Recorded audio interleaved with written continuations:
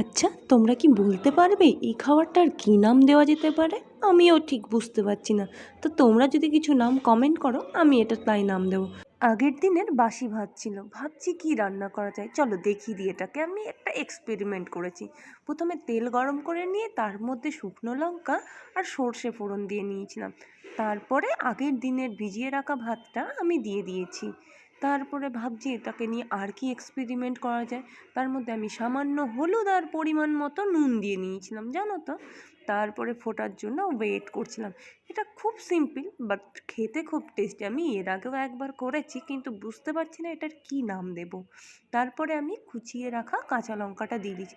তোমরা যদি ঝাল কম খাও তাহলে পরিমাণ মতো ঝাল দিয়ে নিও। তারপর আমি একটু জল দিয়ে নিয়েছিলাম।